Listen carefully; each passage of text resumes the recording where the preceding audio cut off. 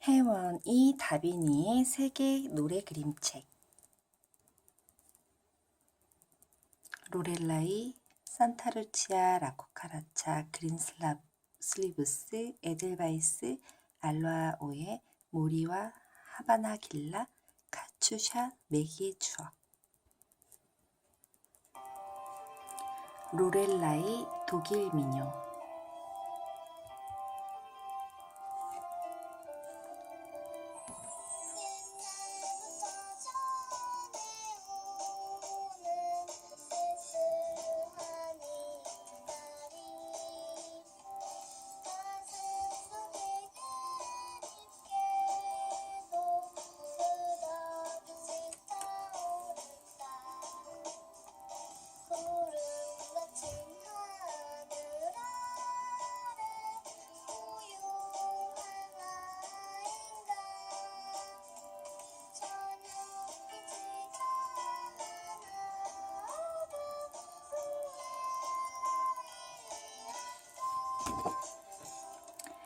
오랫동안 항해를 하다 보면 뱃사람들은 육지를 그리워합니다. 거센 파도와 싸우고 고함을 지르는 거친 뱃사람들도 외로움은 어쩔 수 없나 봐요. 아주 먼 옛날 독일의 뱃사람 브렌타노도 그랬답니다. 싸늘한 바람이 불고 해가 뉘어뉘어 지는 저녁 무렵 어쩐지 외로워져 뱃잔에 기대어 노을을 바라보고 있었지요. 마침 배는 라인강 기슭에 있는 높다란 절벽역을 지나고 있었어요. 절벽은 저녁 노을빛을 받아 황금빛으로 빛나고 있었지요. 그때 어디선가 노랫소리가 들려왔어요.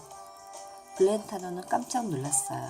주위에는 절벽과 강 위를 미끄러지듯 떠내려가는 배 말고는 아무것도 없었거든요. 더구나 그 노랫소리는 이 세상 소리 같지 않았어요. 천사의 소리처럼 신비롭고 감미로웠죠. 노랫소리를 들은 것은 브렌타노뿐 아니었어요.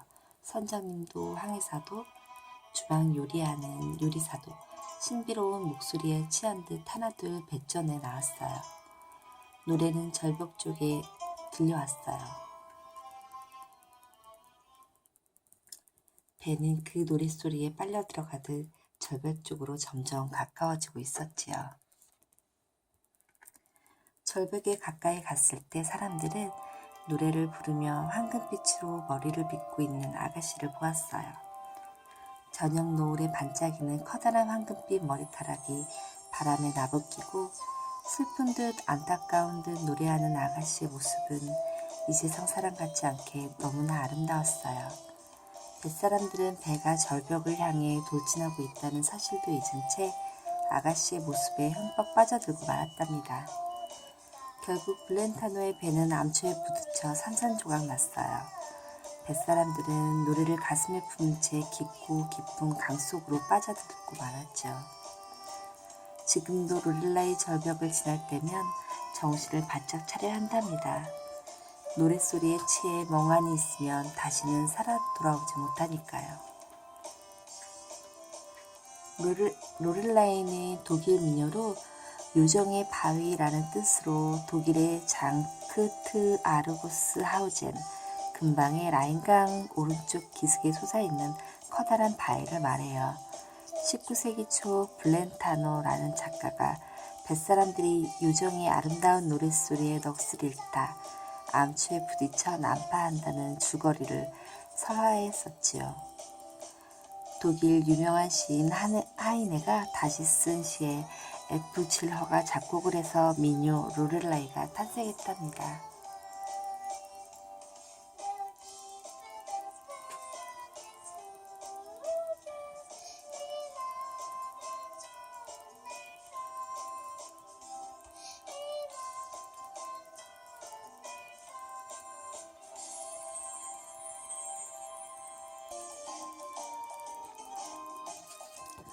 산타루치아, 이탈리아 민요. 철썩철썩 칠흑처럼 까만 밤바다에 커다란 배 한 척이 떠 있어요. 소녀 코트라우는 뱃머리에 기대어 뱃전에 부딪히는 파도를 내려다보았어요. 밤바다는 무척 아름다웠지만 빨려들 것 같아 무서웠어요. 코트라우는 집안 대대로 바다를 항해하는 탐험가 집안이에요. 하지만 코트라우는 항해가 무서웠어요. 표구에 앉아 잔잔한 파도를 보는 건 좋았지만 성난사자처럼 으르렁거리며 모조리 삼킬 듯할 치솟는 파도를 볼 때면 너무 무서웠지요. 코트라우는 두 손을 모아 기도했어요. 우리의 수호신 산타루치아님, 저도 용감한 바다의 사나이가 되고 싶어요. 밤이 깊어 코트라우는 잠자리에 들었는데 바다는 이제야 잠에서 깨어나는지 으르렁거리기 시작했어요. 새벽녘이 되자 파도는 산처럼 높아졌고 배는 낙엽처럼 이리저리 요동쳤어요. 돛을 내려라! 꽉 잡아 노를 저어라! 선장님의 호령에 선원들은 모두 하나가 되어 움직였어요. 하지만 코트라우는 겁에 질려 기둥만 붙잡고 있었죠. 그때 선원 한 사람이 파도 소리에 지지 않을 만큼 큰 소리로 노래를 부르기 시작했어요. 그러자 다른 선원들도 소리를 모아 다 같이 노래를 부르며 바다와 싸웠어요. 코트라우도 노래를 듣자 무서움이 사라지고 용기가 생겼어요. 먼 동이 틀 무렵 파도는 가라앉고 밤새 파도와 싸운 선원들은 지쳐서 몸을 뉘었어요. 선장님이 코트라우에게 다가와 머리를 쓰다듬으며 말했어요. 코트라우, 정말 용감하더구나. 나는 내 나이 때 그러지 못했단다. 코트라우는 잔잔한 파도와 새벽 하늘을 올려다보았어요. 수호신 산타루치아님의 미소가 보이는 듯했어요. 멀리 나폴리 향이 눈에 들어왔어요. 산타루치아, 코트라우가 작곡한 나폴리 민요예요. 칸초네 나폴레나라고도 합니다. 산타루치아는 나폴리 수호 성녀의 이름이에요. 나폴리 해안 거리의 지명이기도 해요. 해안에서는 황혼의 바다로 배를 저어 떠나는 광경을 노래한 곡으로 1850년에 발표한 뒤 나폴리 어부들 사이에서 애창되었어요. 베네치아에도 산타루치아라는 역이 있어서 이곳에서도 산타루치아를 부르는 이들도 있는데 사실 베네치아의 산타루치아 역과는 관련이 없답니다.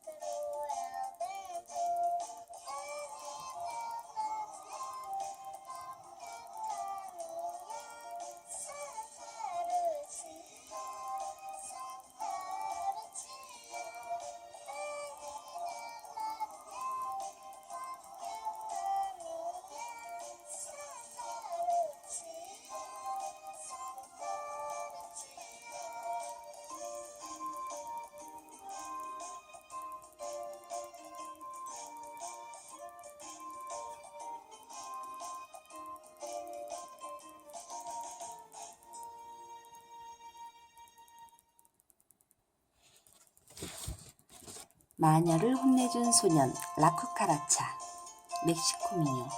멕시코의 바닷가 작은 어촌 마을에 한 아이가 태어났어요. 그런데 아이가 어찌나 못생겼던지 엄마조차 사흘 동안이나 젖을 물리지 못했답니다.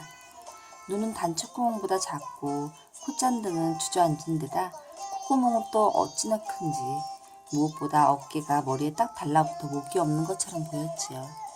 사람들은 잔뜩 웅크리고 있는 그 아이를 라쿠카라차, 바퀴벌레라고 부르며 놀려댔답니다.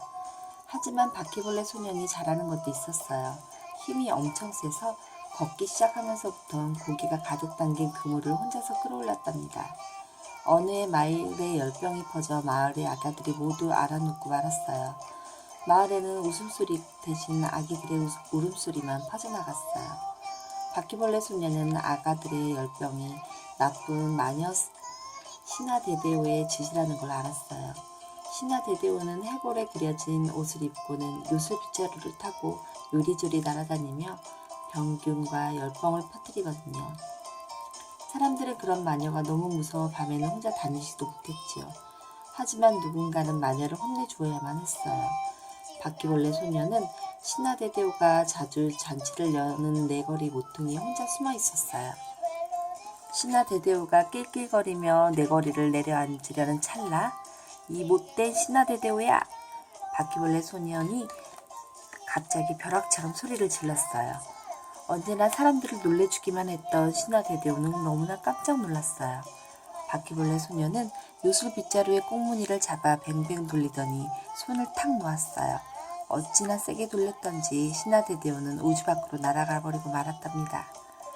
신화 대대오를 물리친 바퀴벌레 소녀는 영웅이 되었어요. 누구나 소년과 이야기하고 싶어하고 소년을 보면 감사한 마음에 활짝 웃었어요. 용감한 마녀와 싸워 아가들의 생명을 구해주었으니까요. 라쿠카라차는 바퀴벌레라는 뜻으로 멕시코 혁명 당시 혁명군의 강인한 생명력을 빗댄 노래예요. 식량도 없이 힘든 전쟁을 치르던 혁명군이 오히려 밝고 활기찬 노래로 스스로 일으켜 세운 것이죠. 혁명군에게 밥을 지어주기 위해 소출이고 다니는 여인들의 모습이 바퀴벌레 같다고 붙여졌다는 설과 당시 용맹을 떨치던 한 여전사의 별명이라는 설도 있어요.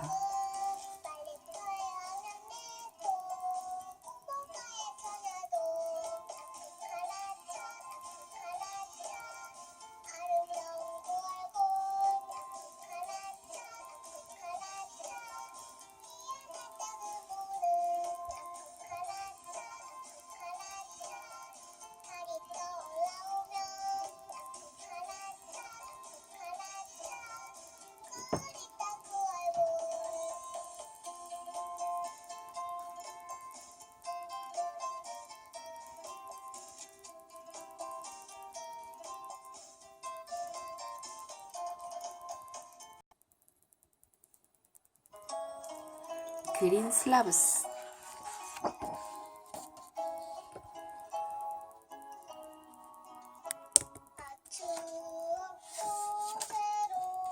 영국 민요.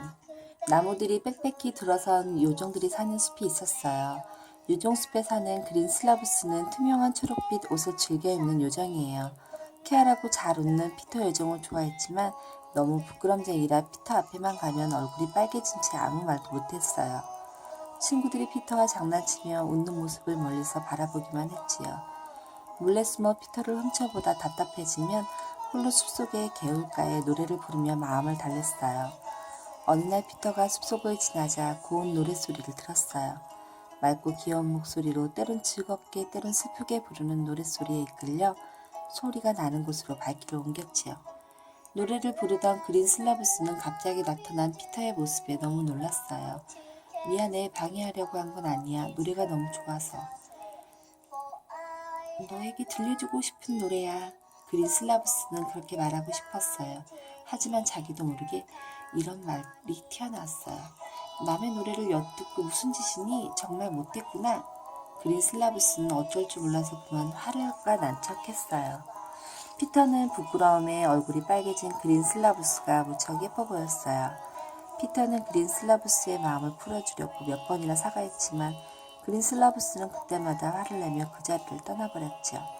몇 달 동안 아무리 노력해도 사과를 받아주지 않자 피터는 실망해서 자신의 마음을 담은 노래만을 남기고 다른 요정과 결혼해버렸답니다. 그린 슬라브스가 아무리 후회해도 소용없지요. 부끄러워 사랑을 고백하지도 못하고 피터의 마음을 받아주지도 못했으니까요. 그린 슬라브스는 오늘도 숲에서 피터를 기억하며 그가 마지막으로 자신에게 불러준 노래를 홀로 부르고 있어요.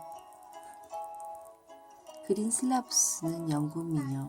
이 노래는 16세기부터 애창되었는데요. 섹스피어가 쓴 원조의 즐거운 아낙네들에도 나오니까요.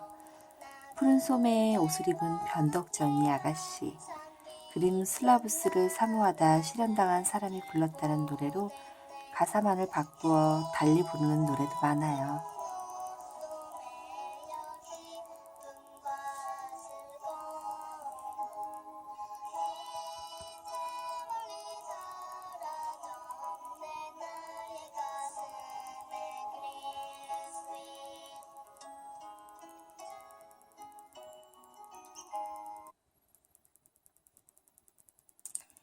에델바이스, 오스트리아 민요.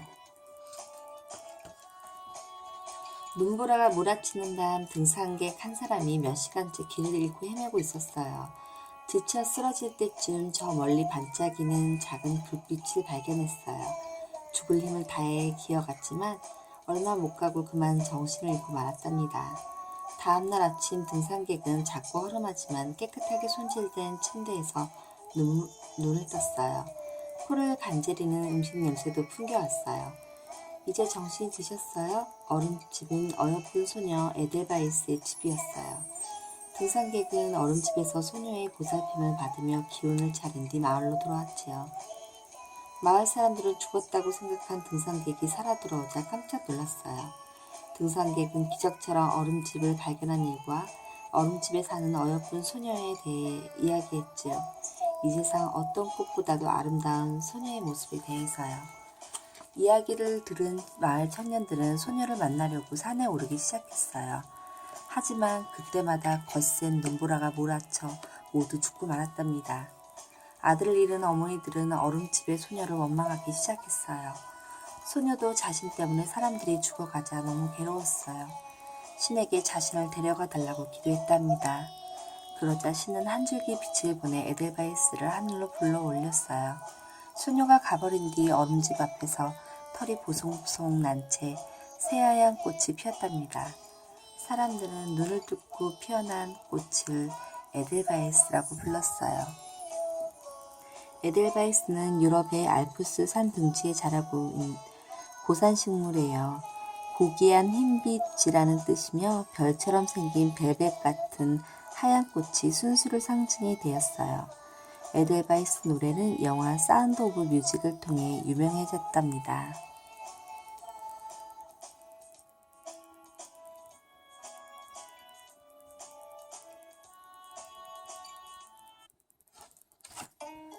알로아 오예. 하와이 민요. 하와이의 킬라우에아 화산에는 불의 여신 펠레가 살고 있었어요. 그리고 이 화산지대는 오히야 나무라는 특이한 나무가 서 있었죠. 나무 줄기가 까맣고 잎도 짙은 초록색을 띠고 있어 마치 타다 남은 나무처럼 보였지요. 오히야 나무에는 슬픈 전설이 깃들여 있답니다. 옛날에 오히야라는 카누를 만드는 목수가 있었어요. 오하이야는 같은 마을에 사는 아가씨 레우아를 사랑하는 사이였죠.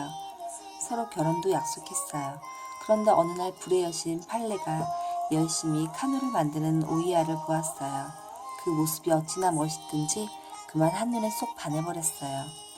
펠레는 오히야에게 사랑을 고백하며 결혼해달라고 했답니다. 하지만 오히야에게는 레우아가 있는걸요? 아무리 여신이라 해도 레우아를 배신할 수는 없었지요. 질투심 많은 펠레 여신은 자신과 결혼하지 않으면 불붙은 용암에 넣어 까만 나무로 만들어 버리겠다고 협박했지요. 그래도 오히야가 거절하자 화가 난 여신은 정말 오히야를 용암에 넣어 나무로 만들어 버렸어요. 돌아오지 않는 오히야를 찾아 레우아는 펠레 여신을 찾아갔어요.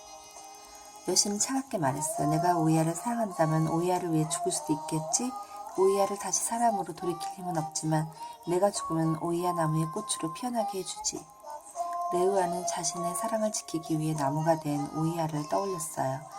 레우아는 망설이지 않고 스스로 목숨을 끊었지요. 여신은 두 사람의 사랑을 막을 수 없다는 것을 깨달았어요. 여신은 약속대로 레우아를 오히야 나무의 빨간색 꽃으로 피어나게 해주었어요. 지금도 오히야 나무에서 핀 레우아 꽃을 꺾으면 비가 내린답니다. 레우와 오히야가 서로 떨어지면 슬퍼서 눈물을 흘리거든요. 그리고 그 눈물이 비가 되어 내리는 것이랍니다. 하와이의 마지막 여왕 릴리 오우 칼리니 여왕은 자주 말을 타고 백성들을 돌아보곤 했답니다. 어느 날 사찰을 마치고 돌아갈 무렵 저녁노를 받으며 한 쌍의 남녀가 포옹을 하고 있는 것을 보았어요. 청년이 사탕수수 농장으로 들어갈 시간이 되자 여자가 자기 레이를 청년의 목에 걸어주고 입을 맞추며 아쉬워했죠. 여왕 그 광경을 보고 저도 모르게 알로아 오예 나의 사랑 그대에게 또는 안녕히 계시오라는 뜻으로 계속 속삭였어요. 그리고 노래를 만들었지요. 나중에 하와이 왕실의 오케스트라 지휘자 헨리 바르거가 부르기 쉽게 곡을 정리했답니다.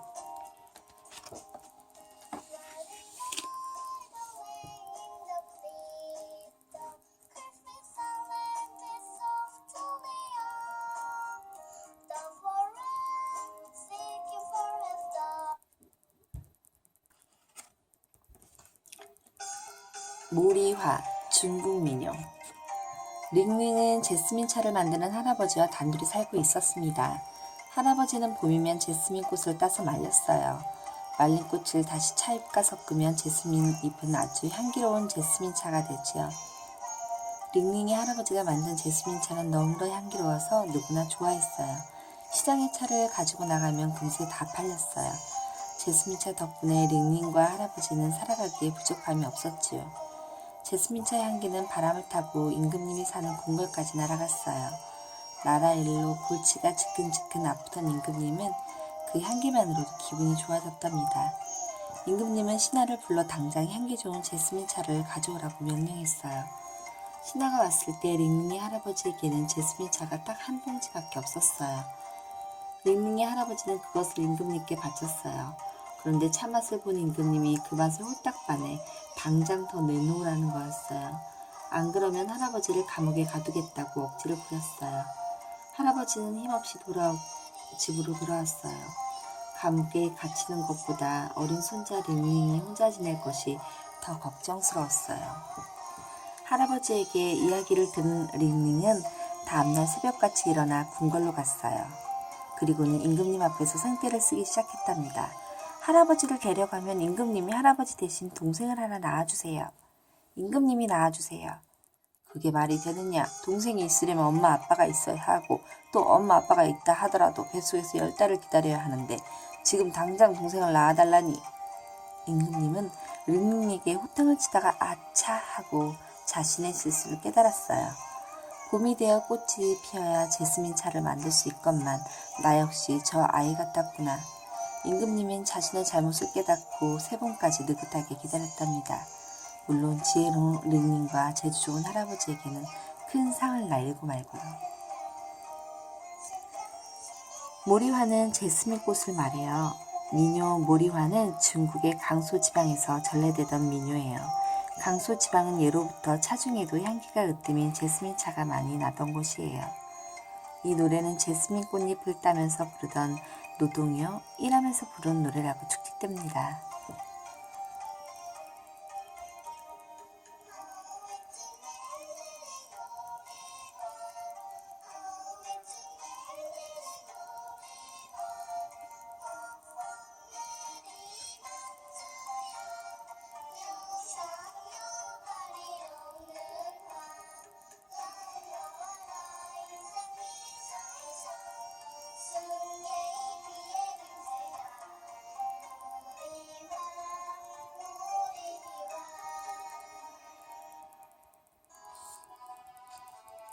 하바나 길라. 이스라엘 민요. 사막의 결혼식 하바나 길라. 옛날 먼 옛날 씩씩한 삼형제가 살았어요. 하루는 첫째가 세상을 구경하면서 신기한 물건을 구해오자고 제안했어요. 삼형제는 곧장 헤어져 여행을 떠났지요. 그리고 1년이 되는 날 다시 집으로 돌아왔습니다. 첫째는 천리 밖에서 일어나는 일까지 볼 수 있는 만원경을 가지고 왔어요. 둘째는 아무리 먼 곳도 단숨에 날아갈 수 있는 양탄자를, 마지막 셋째는 무슨 병이든 고칠 수 있는 사과를 가져왔어요. 삼형제는 모두 진귀한 물건이라며 흐뭇했어요. 첫째가 만원경으로 어느 날 이리저리 둘러보다가 멀리 궁궐까지 보게 되었어요. 큰일 났어. 공주님이 많이 아파. 임금님은 근심에 쌓여있고. 그러자 막내가 말했어요. 이 사과는 무슨 병이든 고칠 수 있어. 그러자 둘째가 어서 양탄차를 타고 궁궐로 가자. 세 형제가 당장 궁궐로 가서 죽어가는 공주님의 병을 고쳐주었어요. 임금님은 무척 기뻐 세 형제에게 말했어요. 공주의 병을 낫게 해주었으니 세 형제 중 한 사람을 공주와 결혼시키겠다. 첫째는 만원경으로 증거를 본 덕에 공주님이 아픈 것을 알게 되었으니 자기가 결혼해야 한다고 말했어요. 둘째는 자신의 양탄자 덕분에 빨리 올 수 있었으니 자기 덕분이라고 말했죠. 셋째도 지지 않았어요. 사과가 없었다면 병을 고칠 수 없었을 테니까요. 지켜보던 임금님은 현명한 판단을 내렸어요. 첫째와 둘째에겐 만원경과 양탄자가 그대로 있지만 셋째는 사과를 공주에게 모두 먹였으니 셋째와 결혼시키겠다고 말이에요. 그리고 첫째와 둘째는 다른 쌍둥이 공주와 결혼을 했지요. 모든 나라가 용감한 삼형제와 아름다운 새 공주의 결혼을 축하했어요. 며칠 동안이나 성대한 축제가 벌어졌지요. 밤이 깊어 모닥불이 주위에 결혼을 축하하는 춤과 노래가 끊이지 않았답니다. 유대 민족은 오랫동안 세계 곳곳에 흩어져 살았어요. 이 때문에 이스라엘 민요는 유대 민족의 전통 음악을 바탕으로 세계 곳곳에 다양한 민속 음악이 결합되어 있답니다. 하바나 길라는 아브라함 츠비 에델손이 노랫말을 지어 전통적인 민요주로 가락을 붙인 노래입니다.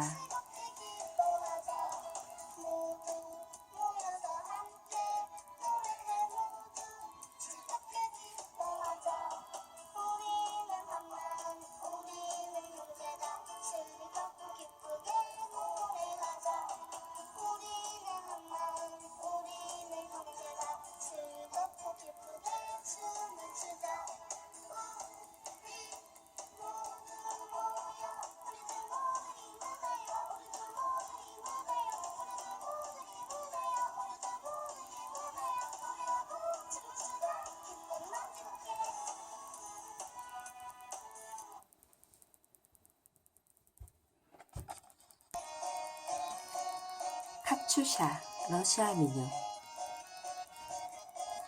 독일의 히틀러와 이탈리아의 무솔리니아가 이웃의 악한 나라를 침략한 제2차 세계대전이 일어났을 때예요. 수많은 사람들이 전쟁으로 집을 잃고 사랑하는 사람을 잃었지요. 러시아의 작은 시골 마을에 사는 카츄샤도 전쟁을 피해가지 못했어요. 온 마을이 능은꽃이 환하게 빛날 때 카츄샤와 사랑을 키워가던 미하일이 전쟁터로 떠나게 된 거예요. 미하일은 전쟁터에서도 카츄샤에게 편지를 보내었어요. 포탄이 터지는 전쟁터, 쓰러져가는 병성들. 고통스러운 현실 속에서 미하일은 지켜주는 것은 카츄샤의 사랑뿐이라고 적어보냈지요. 카츄샤 역시 열심히 사랑을 담은 편지를 보냈어요. 미하일이 무사히 돌아오기를 간절히 기도하면서요. 그러나 능은꽃이 다시 필 무렵 미하일에게 보낸 카츄샤의 편지는 되돌아오기 시작했어요. 사랑하는 미하일의 소식이 끊기자 카츄샤는 가만히 앉아서 기다릴 수가 없었어요. 여군의 지원에 간울번이 되어서 미하일을 찾아 나섰어요. 카츄샤는 전설을 따라 이동하다 이탈리아까지 가게 되었어요. 그곳에서 전쟁을 반대하는 지하 조직의 레지스탕스를 도와 독일군을 무찌르기도 했어요. 그러던 중에도 미하일은 수소문해 보았지만 그 어디에도 찾을 수가 없었어요. 드디어 전쟁이 끝났어요. 미하일은 고향으로 돌아왔지만 카츄샤를 부르는 돌아오지 않았어요. 카츄샤가 그랬던 것처럼 미하일도 카츄샤를 수소문하며 이탈리아까지 갔어요. 그곳에서 용감히 활동한 러시아 여인에 대한 이야기를 들을 수 있었지만 카츄샤를 찾을 수는 없었답니다. 러시아의 고향 마을로 돌아온 미하일은 평생 혼자 살며 카츄샤를 그리워했어요. 능끈꽃 향기가 온 마을을 감쌀 때마다 사랑을 위해 용감히 전쟁터로 떠난 카츄샤를 기억했답니다. 20세기 초반 마투베이, 이사코치비 블렌테르가 미하일 아스코프스키와 시를 가지고 만든 노래예요. 제2차 세계대전 중이던 1938년에 완성했는데 전선에 나가 병사를 그리워하는 여인의 마음을 담은 노래로 밝고 활기찬 곡조로 되어 있어요. 매기의 추억. 미국 민요. 시집이 드디어 세상에 나왔지만 그는 매기와 영원히 잠이 들었습니다. 미안합니다. 저는 출판사와 맞지 않는군요. 다른 곳을 알아보시는 게. 존슨은 오늘도 거절을 당했어요. 출판사 문을 나서는 존슨의 발걸음이 무거웠어요. 존슨은 이름이 없는 시인이에요. 황금빛 잔디가 널따랗게 펼쳐진 고향 언덕에 시인의 꿈을 키워왔답니다. 풀잎에 맺힌 맑은 이슬과 새들의 지적인 푸른 하늘을 떠가는 구름. 그때는 모든 것이 아름다웠어요. 무엇보다 사랑하는 매기가 곁에 있어 더욱 행복했지요. 존슨은 터덜터덜 힘없이 집으로 돌아왔습니다. 건강하던 아내 매기가 요즘 들어 자꾸 아픈 게 꼭 자기 탓인 것만 같았어요. 진정한 예술을 모르는 무식쟁이들이야. 존슨은 매기에게 미안한 마음에 짐짓 화가 난 척했지요. 매기는 조금도 서운해하지 않았어요. 오히려 존슨에게 힘을 주었어요. 당신이 옛날 금잔디 언덕에서 들려주었던 그 시가 듣고 싶어요. 식탁에 마주 앉은 두 사람은 옛 추억을 떠올리며 행복했어요. 매기 앞에서만큼은 존슨은 이미 훌륭한 시인이었지요. 몇 달 뒤 존슨에게 시집을 내자는 제의가 들어왔어요. 매기, 오늘은 출판사와 계약을 했어. 내 이름으로 드디어 시집이 나와. 존슨의 신이나 펄쩍펄쩍 뛰었어요. 매기도 얼굴은 환히 빛나며 함께 기뻐했습니다. 하지만 미소 지은 입가와는 달리 매기의 눈에는 눈물이 반짝거렸어요. 시집이 드디어 세상에 나왔지만 그날 매기는 영원히 잠이 들었습니다.